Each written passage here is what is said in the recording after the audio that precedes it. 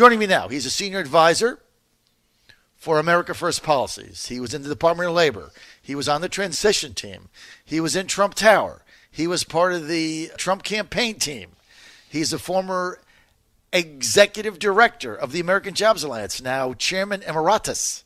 And he's my good friend. And he's here, and he's back from Israel. Curtis Ellis. Curtis, I haven't had you on in a week. I got the shakes. Oh, my gosh. Yeah, you need your fix. I need my Curtis fix. Set up here. Got the hot setup for you, John. I know. It's good Great to have be you here. Good to have you back from Israel. How was it? It was very educational, very, very interesting, very enlightening, very inspiring, and I'm getting over the jet lag, so it's it's very good to be back. We met with Ambassador Friedman, David Friedman, sat down with him for an hour and a half, very wide-ranging discussion, very smart guy, very that was fascinating. Went to an army base down near Gaza where they're training the Israeli Defense Forces on how to deal with this madness going on down there. And looking at what's happened in the last couple of days, it was very very enlightening. I read these stories in the paper about the protests, and it makes me want to scream. Look, protesters are people who wear funny pink hats and march through the streets of Washington. When you're burning tires, when you're using children as human shields so you can send killers into communities, that's not protesters. Those are rioters. Those are, or worse, throwing bombs, throwing Molotov cocktails. That's not protesting, folks. That's that's something else again.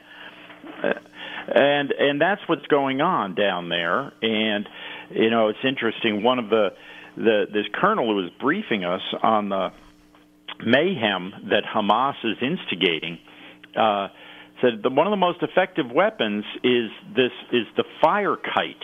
So they get children to fly kites that have Molotov cocktails attached to them, and they fly the kites from like 300-400 yards behind, in the mob, 400 yards into Gaza territory, and they fly the kites into Israeli territory, and in order to set fires in the farm fields and start wildfires.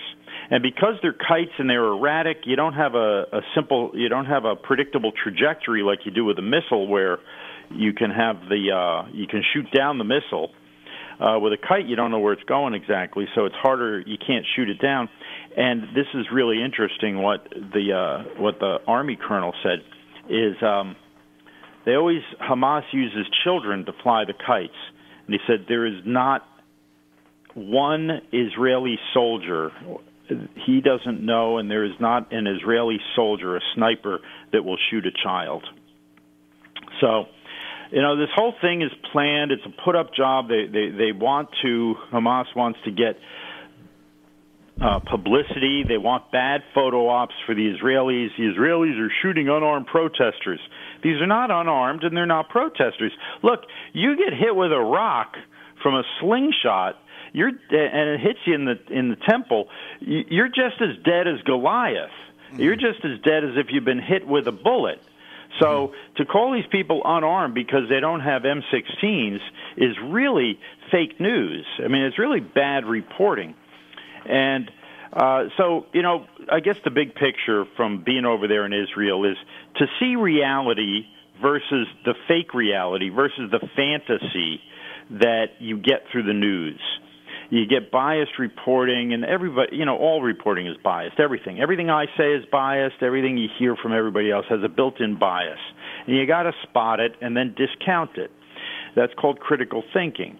But some of the fantasy bias around Israel, I mean, it just gets, for example, everybody says, all the Democrats, all liberals, and a lot of the elected Republicans, they say they support Israel.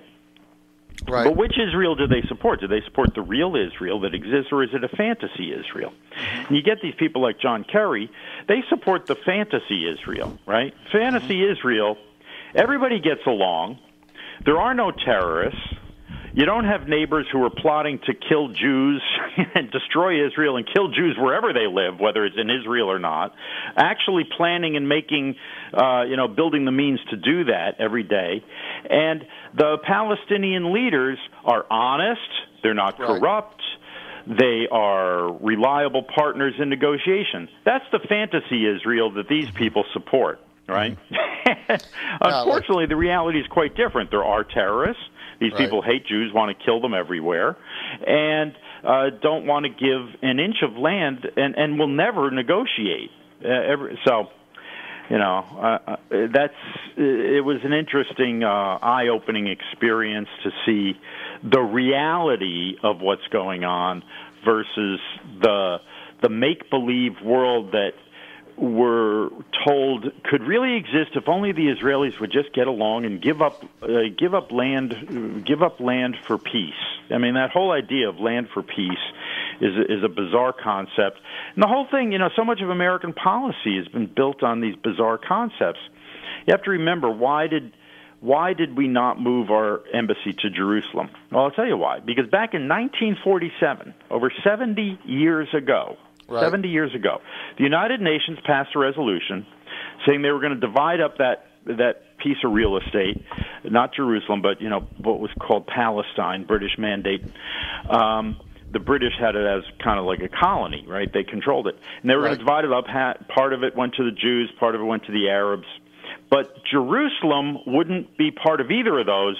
Jerusalem would be an international city. It would be an international city under the supervision, I guess, of the United Nations. Right.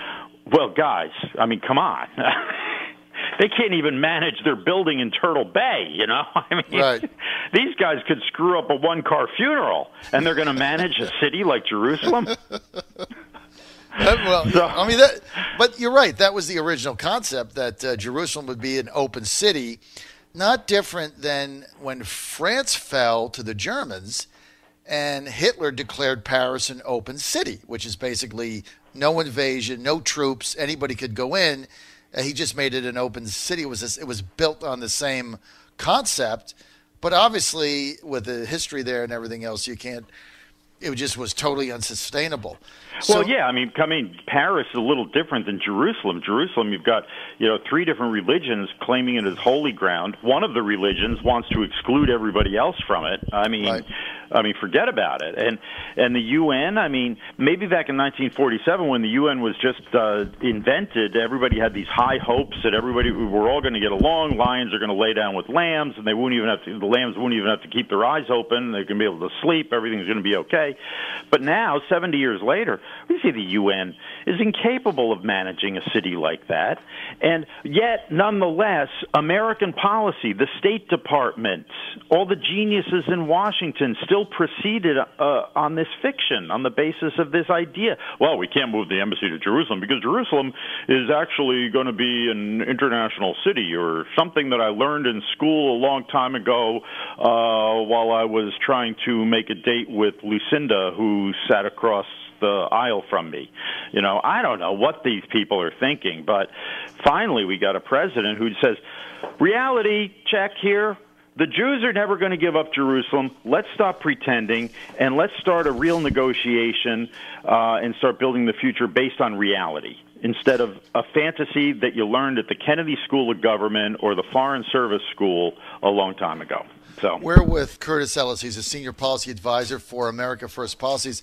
Curtis, I think you're spot on, because I happen to agree with you, shocker I know, that the president's moving the U.S. Embassy to Jerusalem, I think, helps move the peace process along, because it just takes that issue off the table.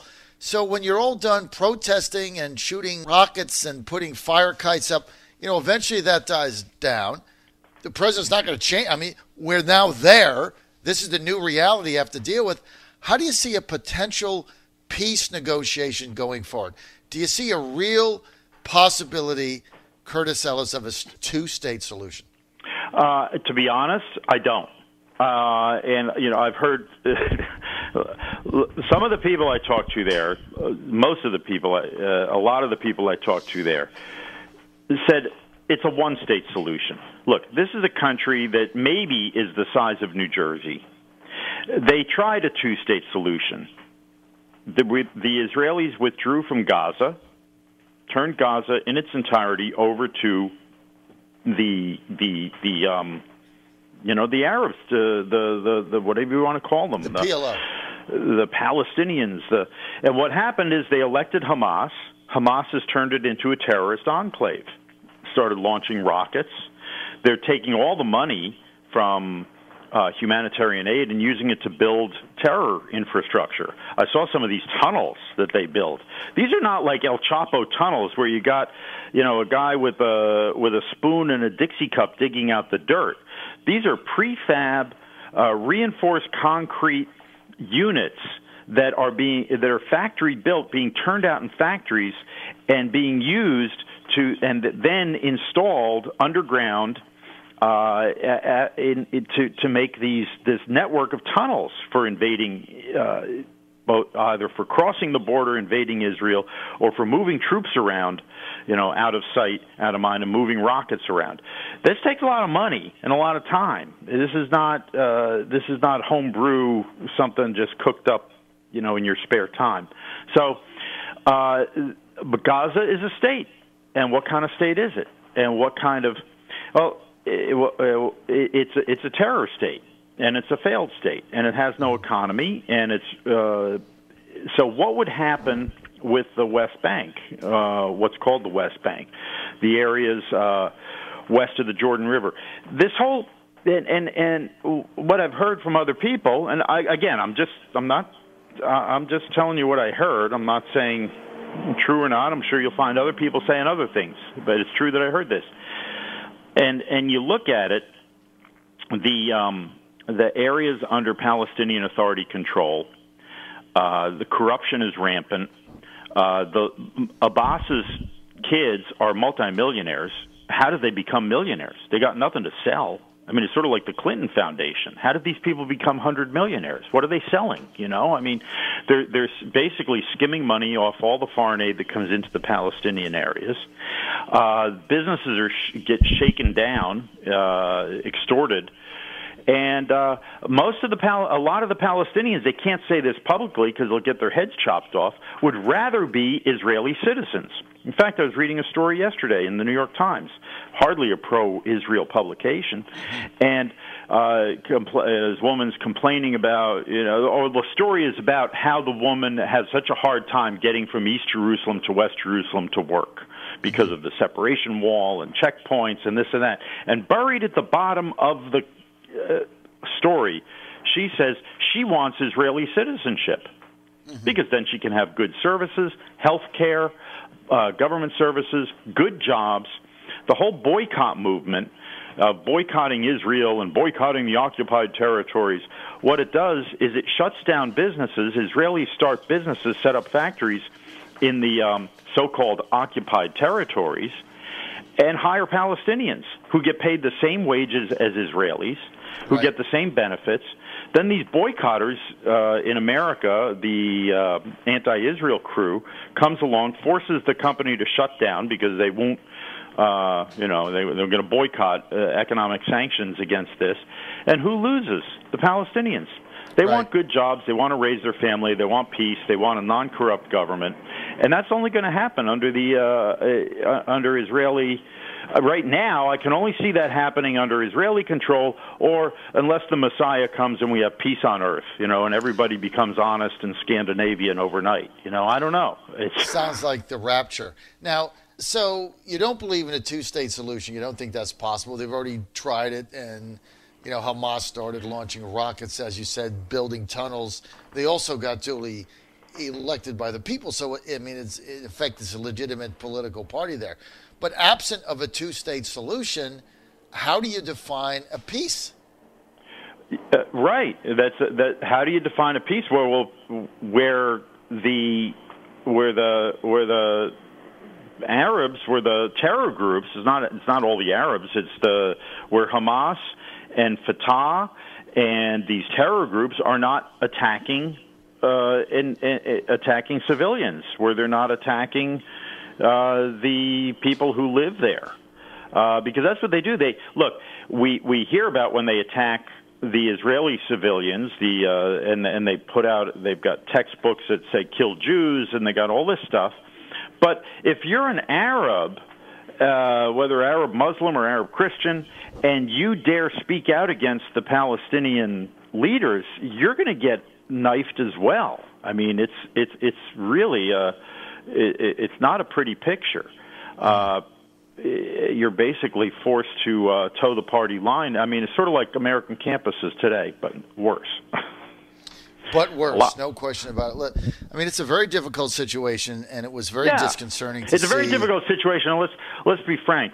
It's up to them to solve it, right? We can do our best. We can do whatever we do, but you get all the liberals saying, well, we're going to tell Israel how to do this. We're going to tell the Arabs how to do this. We're going to solve the problem in the Middle East.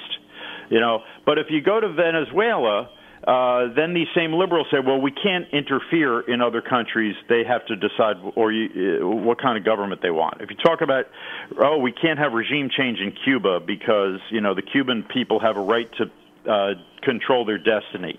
But when it comes to Israel and the Middle East, suddenly, the American, the United States, Washington, the State Department is supposed to determine how this is supposed to work out.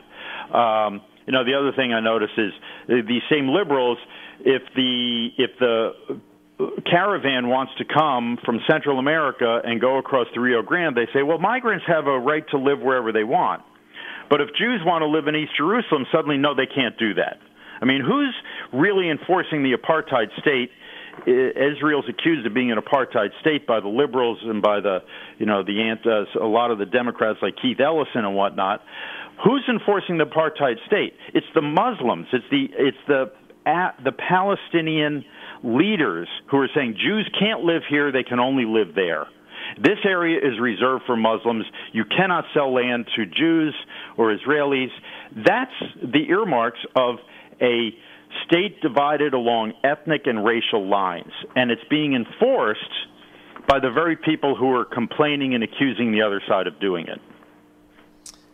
I couldn't have not have said that, Curtis, better myself. I really appreciate you framing this for us. And look, I don't know what the answer is here. I would love to see Jared Kushner and the president get a summit together, and maybe we can find some element of peace going forward. But it's certainly, when you look at the protesters and the fact that Hamas was paying people to go to the front lines in order to put their lives at risk, $3,000 apiece, and shooting up those fire kites, it becomes very difficult to envision how you're going to find peace there. And let's face it, this problem's been going on for thousands of years. Why do we think there should be a solution?